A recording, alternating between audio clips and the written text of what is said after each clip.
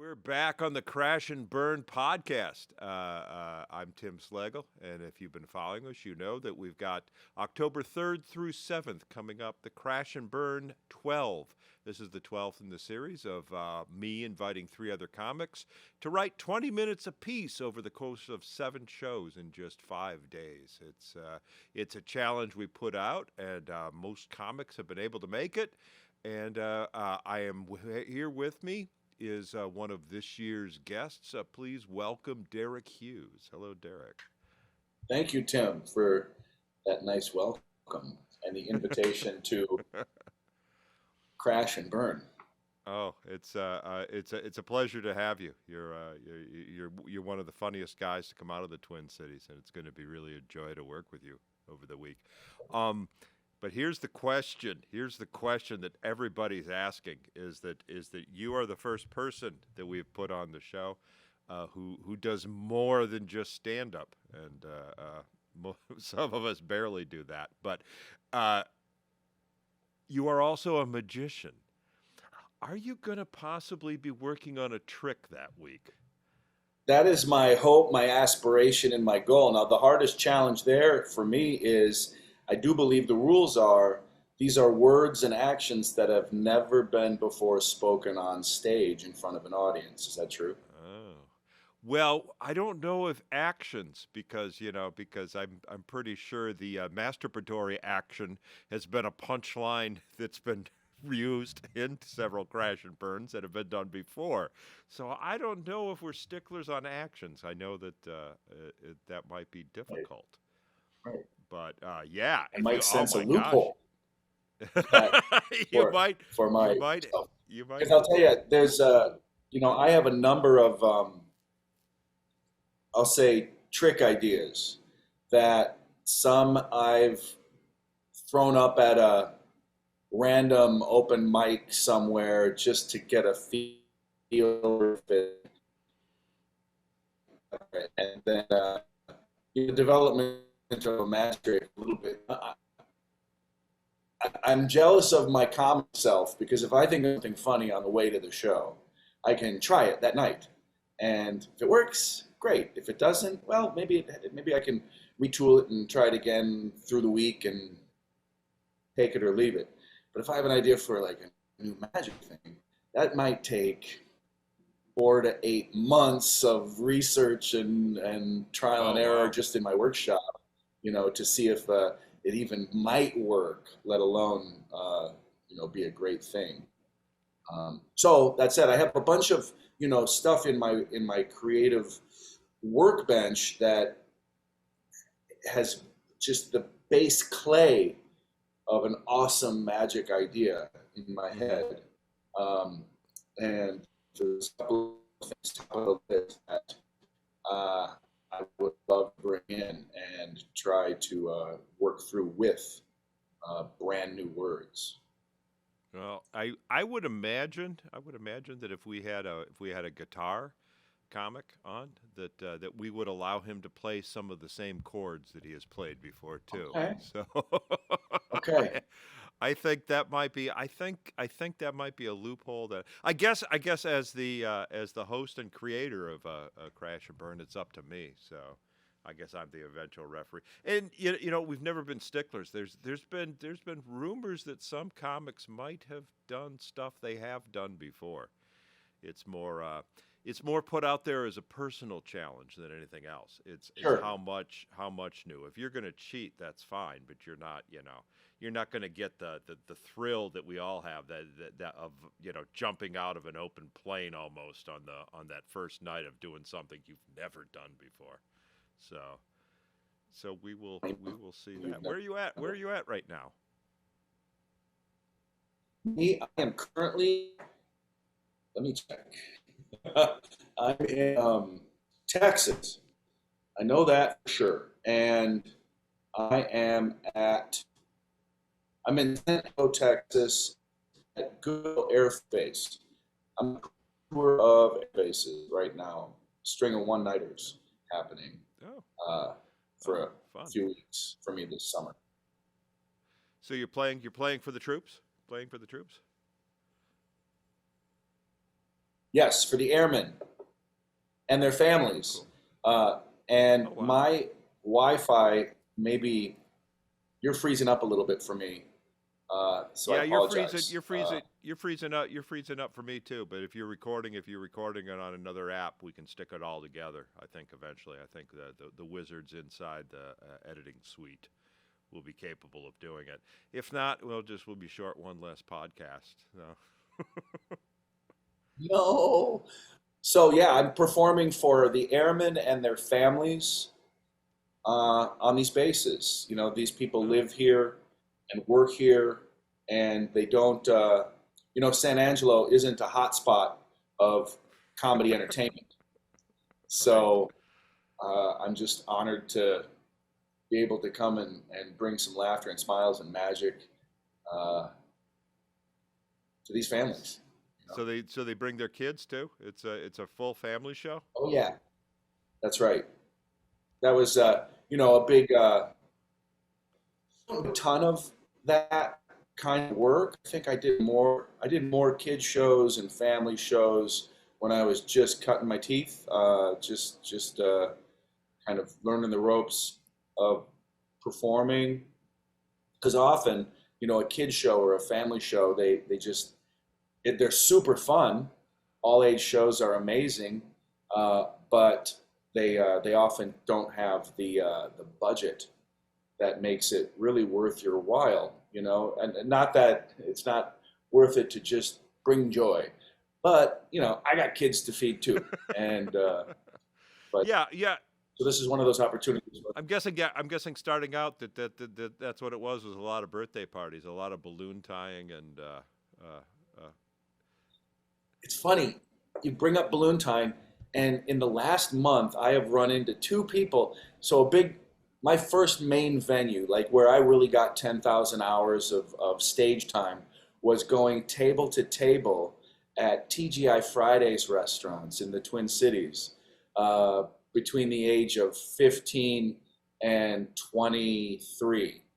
For like close to 10 years. Sometimes 7 nights a week, I would work these restaurant gigs.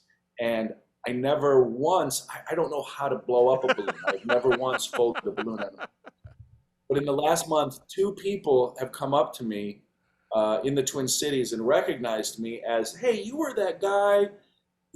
This is a long time ago at the restaurant doing the balloon animals, and I don't correct them because I feel like it's so sweet that they even remember this, that they had some kind of fun experience with me. But I'm like, I cringe a little, like that's clown shit, man. That's I'm a prestidigitator.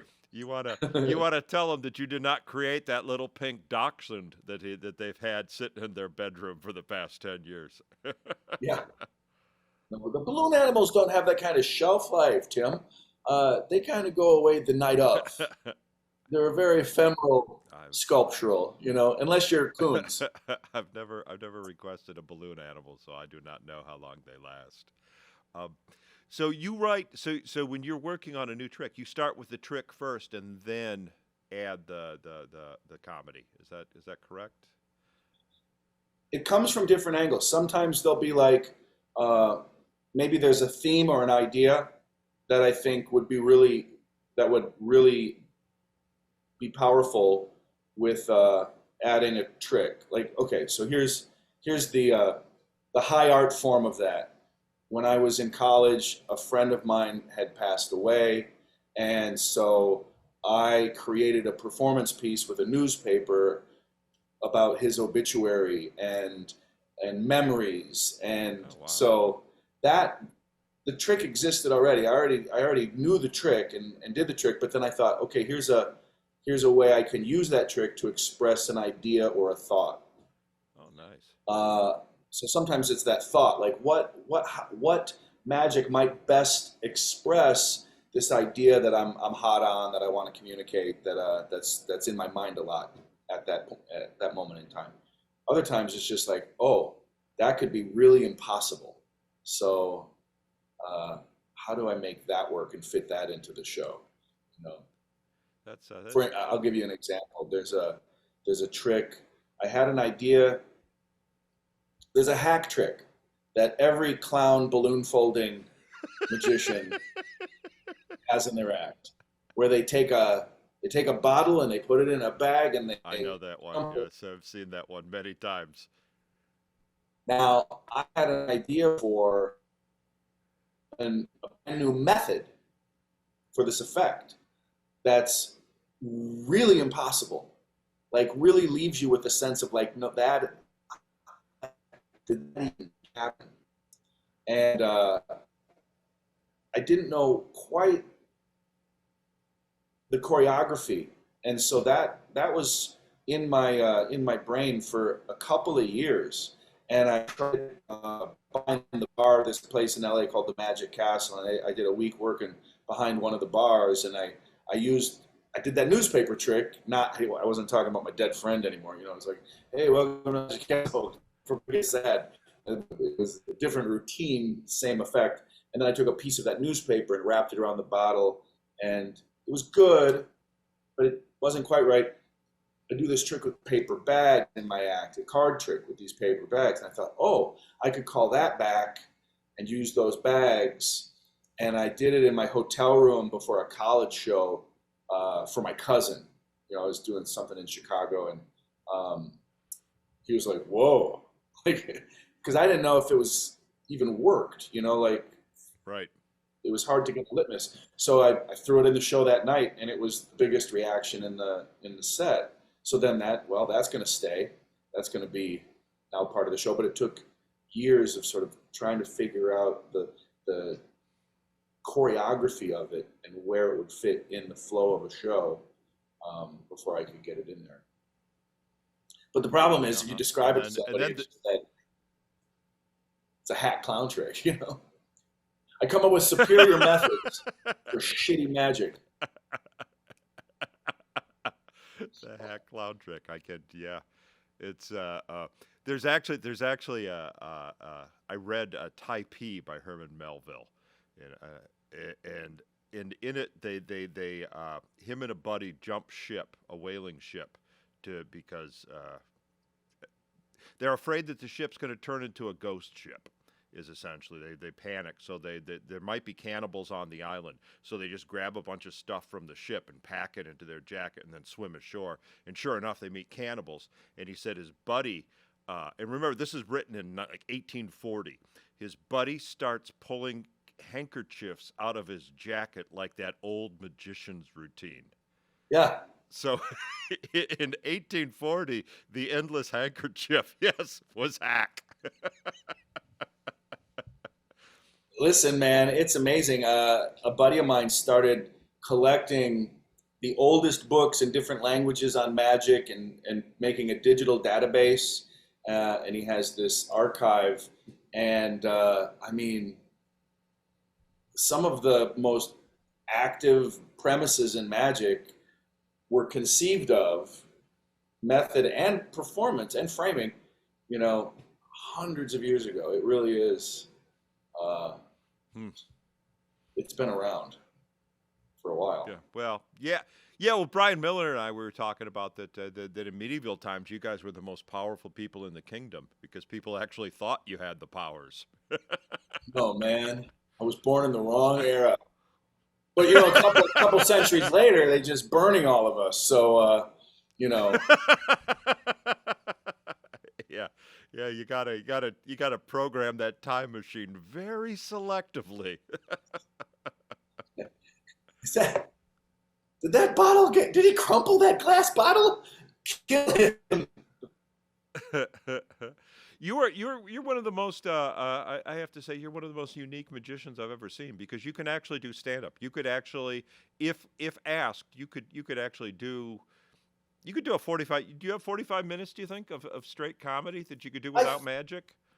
Yeah, you know, I was so I got really excited about writing and developing my voice as a straight stand-up after I was, you know, HBO used to do this festival in Aspen, the Hmm. U.S. Comedy Arts Festival, and I was invited to go out on one of the variety shows, you know, and do a couple of my humorous magic pieces.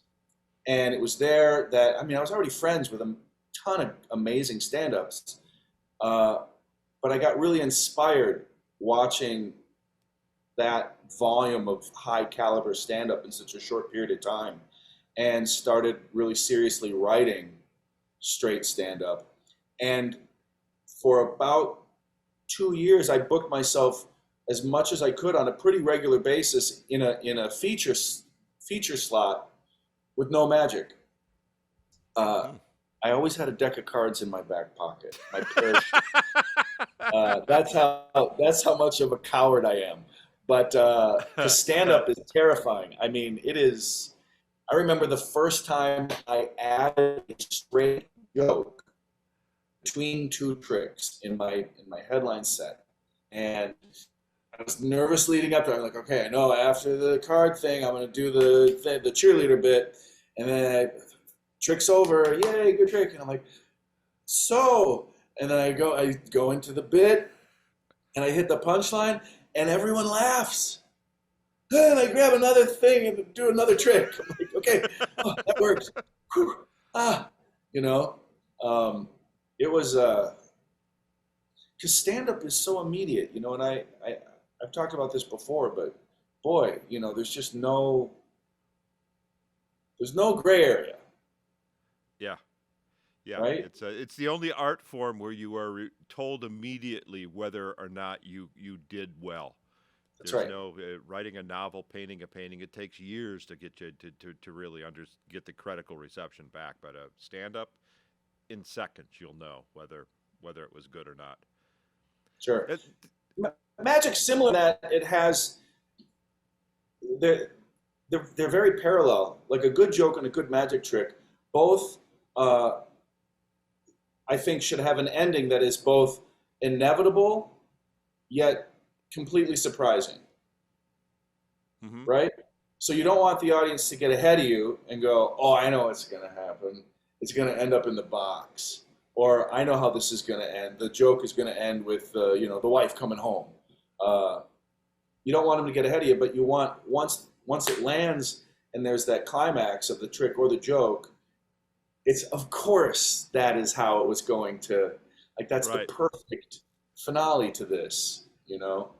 um, so there is that setup and punch, a punchline and the finale of a magic trick.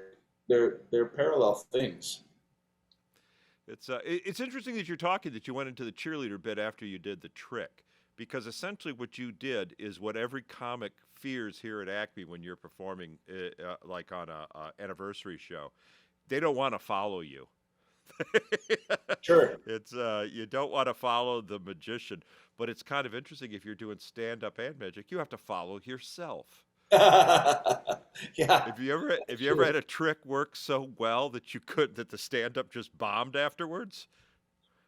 Well, no, but I will tell you, I've had tricks. The newspaper trick I talked about twice Mm-hmm. now. I didn't invent that method. A really amazing man who's actually not a professional magician. He's a chemist in Michigan. He works for Dow. He's a wonderful old man, but he came up with, when he was younger, what I think is the perfect method for this very classic. There's many different methods for tearing something up and making it Mm-hmm. magically restore.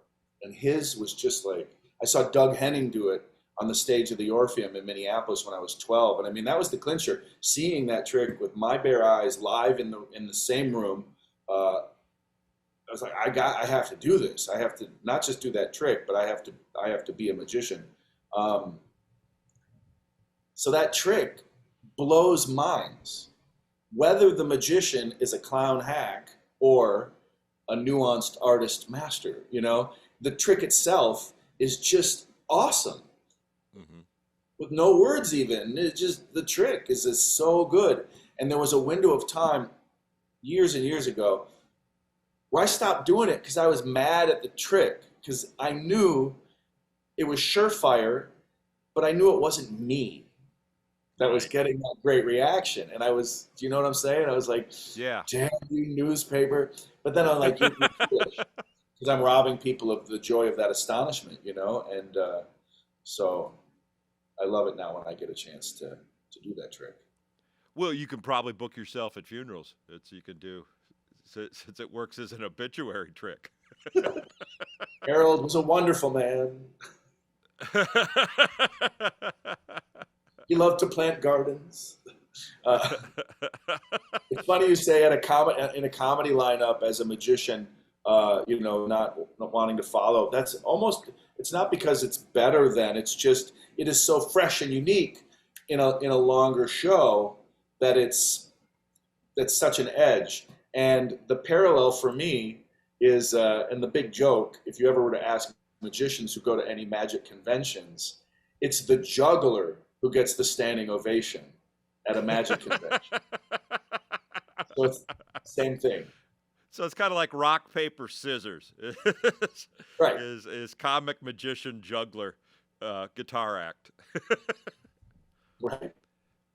It's it's we're gonna well, the rule is always has been there for a while that if comics want to switch, if they we always draw with the lineup, we always draw during at the beginning of the week, so we know who's in what slot. But Okay. always allowed to change. And then I'm gonna make sure all the comics know that there's no shame in not wanting to follow the magician. And I don't think it's I don't think it is. It hits a different part of your brain watching a magic trick than a comedy show. And it's often been said that you can't do comedy after you've let the crowd dance. And the old nightclubs in the 50s, and that they would keep the people at the tables while the comic came on, and then once they were allowed to dance, there were no more comics that would be allowed to come on. So it's kind of Sure. Well, because it changes the tone. Now that's interesting though, and I haven't ever played the UK. Have you ever done comedy clubs in the UK? I never have no.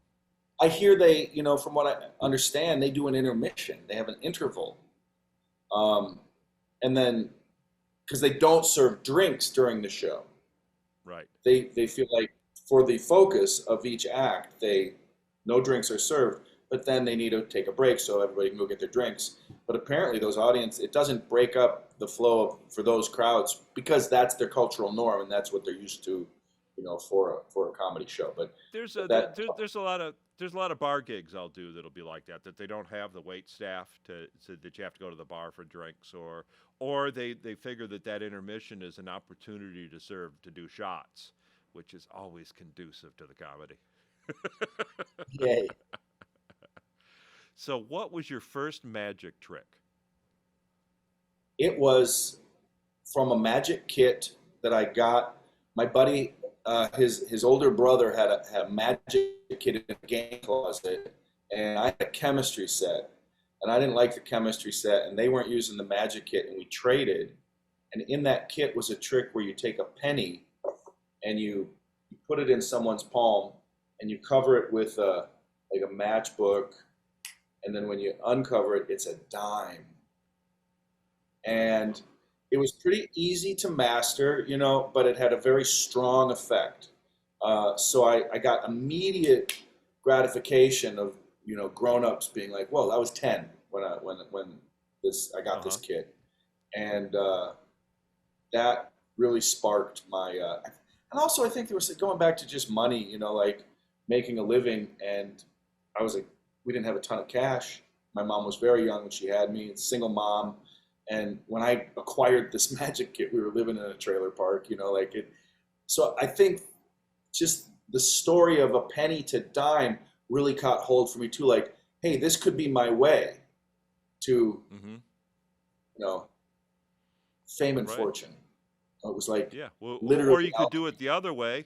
You could say put a dime in your hand, and woohoo, it's a penny, and then you pocket the dime. If you know for a method, because spoiler alert, penny's a little bit bigger than a dime, Tim. So oh, you're not supposed to do that. You just broke the code. I did not. So I'm sure you learned every trick in the magic kit, and then you needed more. Where did you go? Was there a magic shop nearby that you could frequent, or did you go Yeah, to the downtown library? I remember I had a Minneapolis. book of magic. Pardon? Do you remember the name of the book? Scarney's magic. It was a Scarney book. Was the Great. Yeah. They were Yes. all they were all cigarette tricks. I remember. And I said, I can't wait to smoke so I could do magic tricks with cigarettes. Oh man, don't tell my insurance provider, but I smoked for years just because I could do some awesome tricks. Uh Uh, huh.